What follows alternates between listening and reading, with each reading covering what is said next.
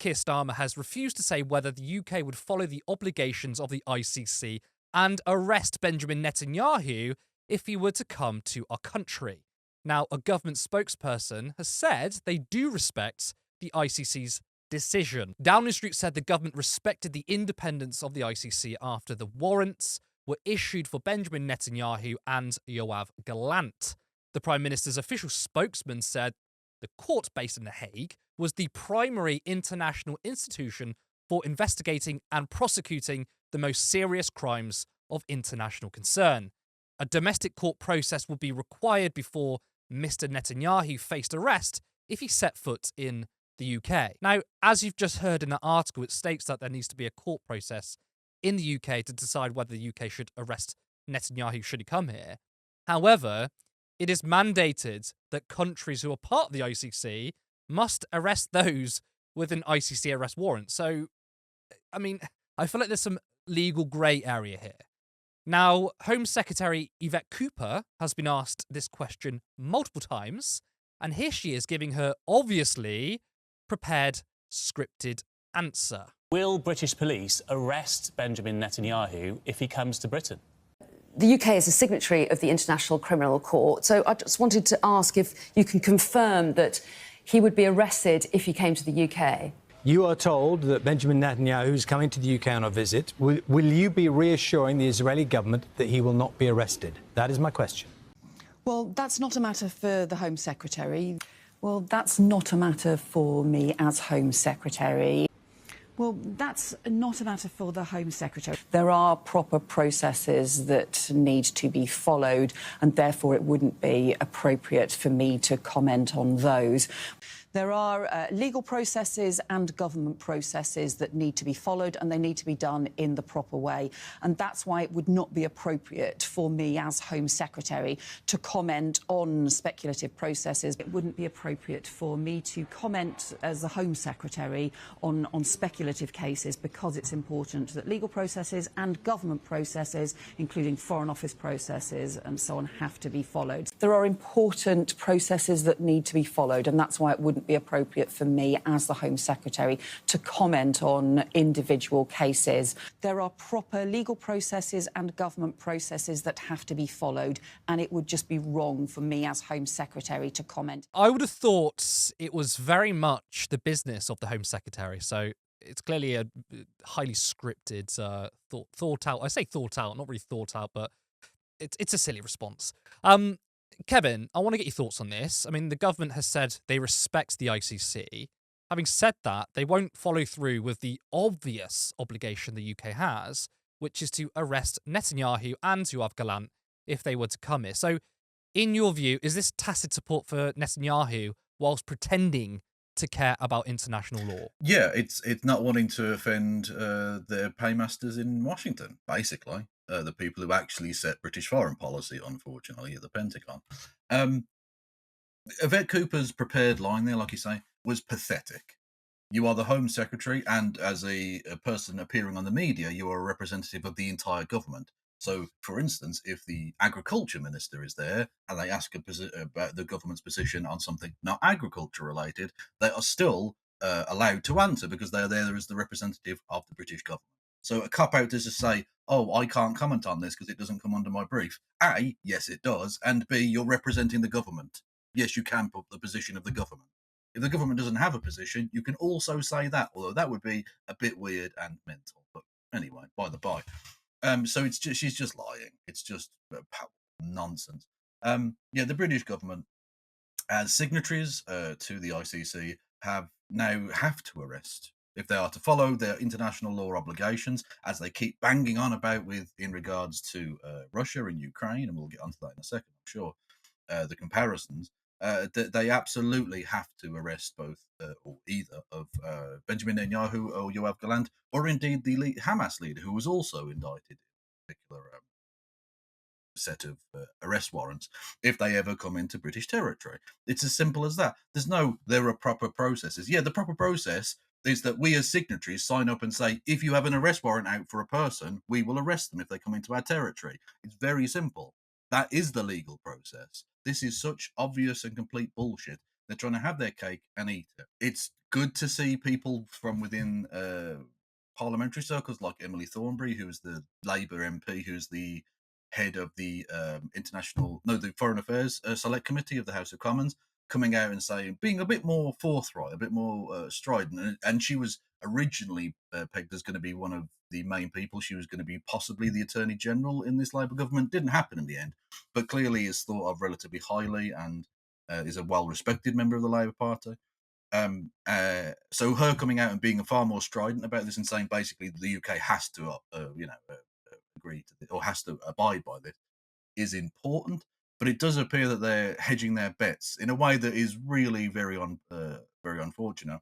And what puts paid ultimately to the lie of Yvette Cooper and the government's position on this is that the second that the exact same body issued the exact same arrest warrant for Vladimir Putin in regard to his crimes in Ukraine, and quite rightly, they were all out there chomping at the bit, baying for blood, that he had to go to The Hague, he should hand himself in immediately, etc., etc. But when it comes to Benjamin Netanyahu and Yoav Gallant, they are essentially, like I say, hedging their bets. They want to be seen to be following the rules-based order without actually doing so, because that would upset the people in Washington who actually run the country. It's a genuinely pathetic position to find ourselves in. I don't, but I don't really know the legal stuff in this specific case, but I don't understand where apparently there has to be a domestic court case. No, for there this. doesn't. But That's just not true. That's things. No. Yeah, so that article clearly, which we quoted from The Independent, I don't know where they got that from, because it wasn't a quote they used from the spokesperson. It was without quotes. It just said, "Oh, the UK has to do their own domestic court proceedings." No, they don't. Which, from where I stand, I'm pretty sure if we're part of the ICC, that's it. If Netanyahu or Yoav Gallant steps foot on our shore, we got to arrest that guy. Yeah, we arrest them and extradite them to the Netherlands. Yeah. Very simple. Now, many countries, I mean, to jump off what you were saying, many countries can kind of get away with this line because, we support the ICC in their independent decision, whilst behind closed doors, they can just say to Netanyahu, "Oh, don't worry, we've got your back. Just don't come to our country because that will force us into a situation." Yeah. I think I understand the point you're making. And in a way, that in of itself, although be not remotely a sufficient punishment, is itself, I think, part of the hopefully deterrent from committing such crimes. Is that this does massively cut down the amount of places you can go to. We saw that with various people in the past who have been subject to investigations from the ICC and the ICJ, that it becomes difficult for them to travel around the world. They become ostracized. They become seen as pariahs on the social, international, diplomatic stage, which, again, like I say, is not remotely a sufficient punishment, but is in of itself hopefully a guardrail against people wanting to commit such crimes, because they realise that's the position they could end up finding themselves in. I don't want the diplomatic gloss of Benjamin Netanyahu or anyone else who's a war criminal coming to the UK and either speaking to the House of Commons or the House of Parliament, I should say, or going to Buckingham Palace and being seen as a legitimate world leader, a person with whom we can and should do business diplomatically, because they're not that. They are criminals. They are mass murderers. These people should be seen as the monsters that they are, not being given the diplomatic cover of being allowed to come. So if those back channel communications are taking place, that in of itself is something worthwhile. It's not sufficient, but it's okay. It's better than literally nothing, which might otherwise be the case if we just ignore the international rules completely.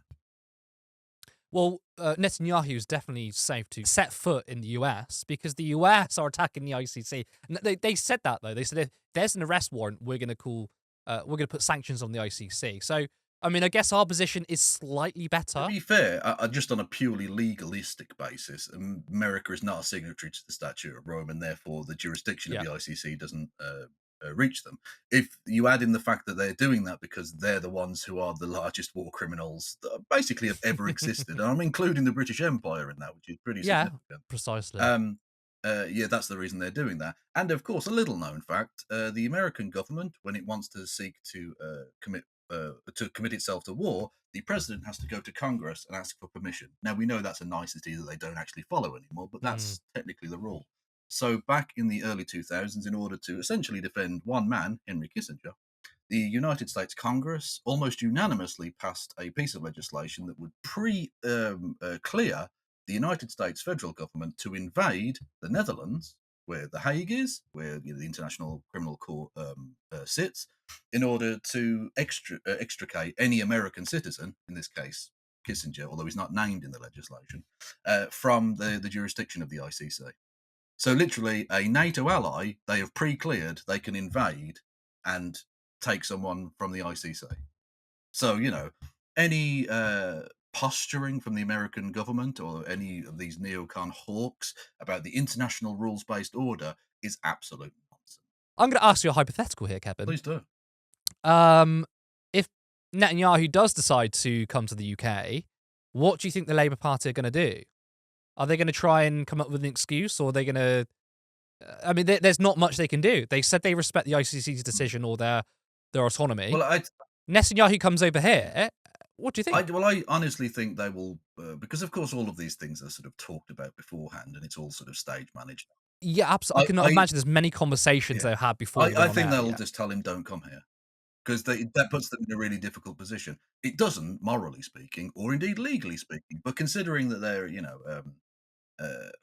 how do I put this, Zionist arseholes, it does put them in a difficult position because they don't want to arrest him, even though they know legally speaking they really should, and morally speaking they should. So I just don't think he will ever come here again. I don't think the British government would allow it. And that's fine, by the way. You can ban foreign citizens. We've banned various people, including, notably culturally recently, Mike Tyson for his crimes. And he committed far lesser crimes than those committed by Benjamin Netanyahu, or certainly less numerous. So that's a thing you can do. But I think the wider discussion needs to be had now, given that the ICC have made their pronouncements on what they think is a case to answer. Why are we still allowing the normal diplomatic niceties to happen? Why is Zippy Hatavelli, the Israeli ambassador, who is a genocidal freak, an absolute mutant of a creature, why is she allowed to still be here? Why is the Israeli embassy allowed to just exist as if they're not a pariah state, engaging in genocide and apartheid? Why is that being allowed? It shouldn't be. It's a disgrace. Support independent media. Support social justice that's there on social media. Thank you. Turn left.